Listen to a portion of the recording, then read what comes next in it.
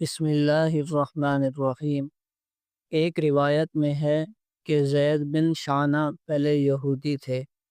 ایک مرتبہ کہنے لگے کہ نبوت کی علامتوں میں سے کوئی بھی ایسی نہیں رہی جس کو میں نے آپ صلی اللہ علیہ وآلہ وسلم میں نہ دیکھا ہو، سوائے دو علامتوں کے جس کے تجربے کی اب تک نوبت نہیں آئی۔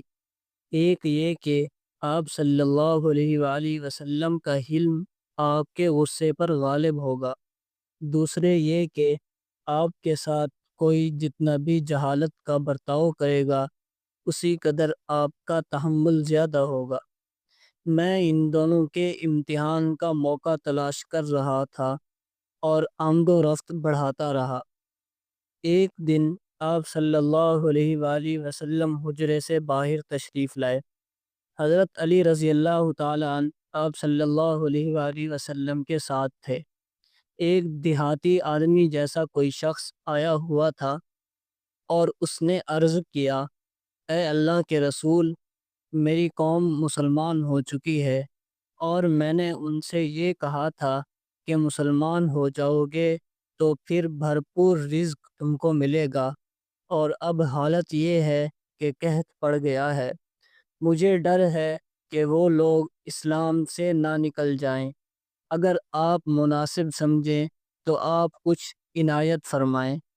آپ صلی اللہ علیہ وآلہ وسلم نے ایک شخص کی طرف دیکھا جو غالباً حضرت علی رضی اللہ تعالیٰ عنہ تھے، تو انہوں نے عرض کیا کہ حضور، موجود تو کچھ نہیں ہے۔ زید جو اس وقت تک یہودی تھے اس منظر کو دیکھ رہے تھے۔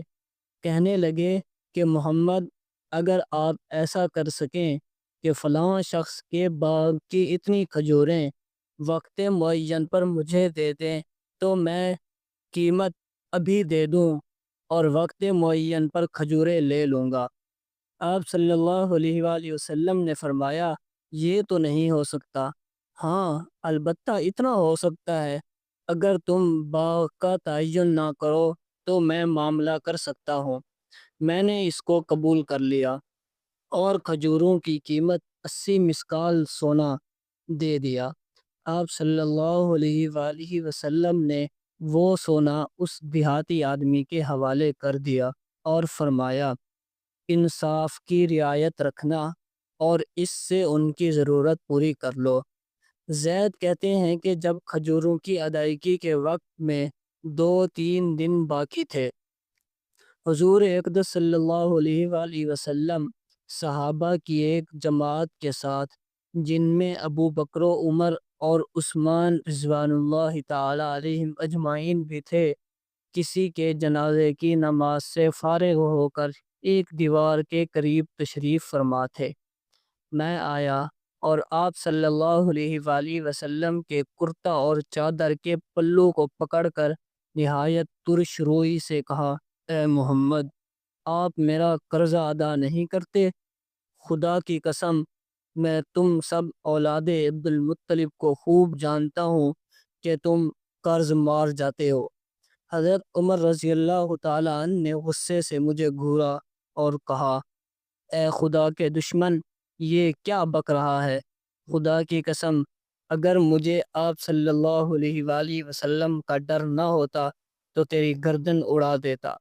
لیکن حضور اقدس صلی اللہ علیہ وآلہ وسلم نہایت سکون سے مجھے دیکھ رہے تھے اور تبسم کے لہجے میں حضرت عمر سے فرمایا کہ عمر، میں اور یہ ایک چیز کے زیادہ محتاج تھے، وہ یہ کہ مجھے حق ادا کرنے میں خوبی برتنے کو کہتے اور اس کو مطالبہ کرنے میں بہتر طریقے کی نصیحت کرتے۔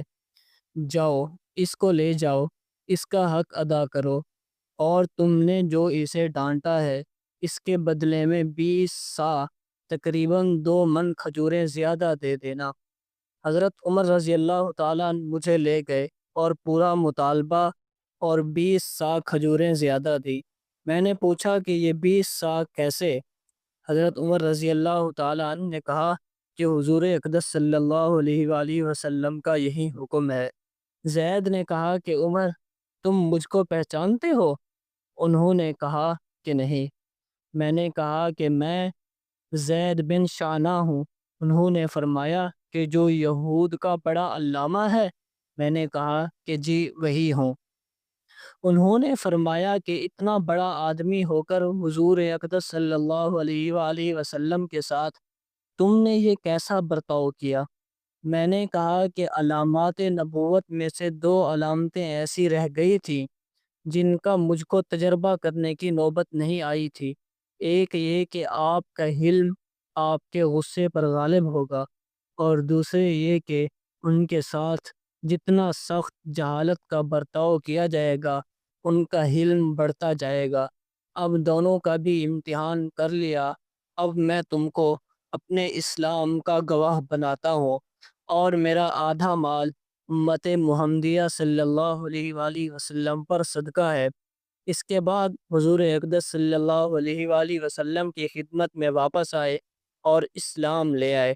اس کے بعد بہت سے غزوات میں شریک ہوئے اور تبوک کی لڑائی میں شہید ہو گئے۔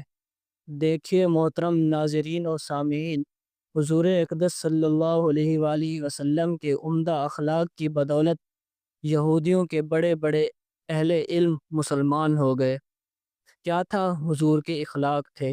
ہمیں بھی چاہیے کہ ہم عمدہ اخلاق کو اپنائیں تاکہ ہم بھی لوگوں کے دلوں کو جیت